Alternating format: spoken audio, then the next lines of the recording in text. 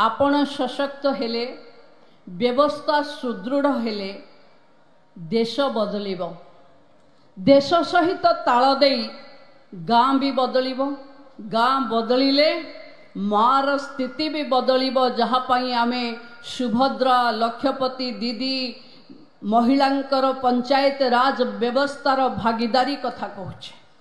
आमे अनेक समय रे गाँ रे होउथिबा पल्ली सभा हे जाए लिभि जाए। आज आम सरकार आसिला परे ताकू पोर्टाल रे डिजिटाइजेशन करबा को चाहूचे। गांधी देखिथिले ग्राम स्वराज रो स्वप्न। बिजू बाबू कहूथिले भागीदारी महिलांकर करिबा पाई, किंतु दीर्घ वर्ष धरी ये कथा एमती पड़िया हे पड़ीथिला जहाको देश रे नरेंद्र मोदी आसिला परे गाँव रो विकास रो धुआं छुटी।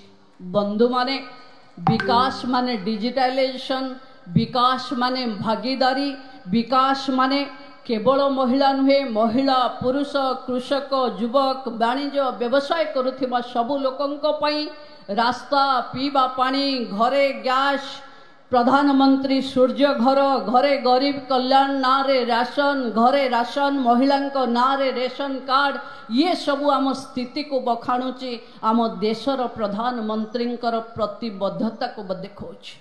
आज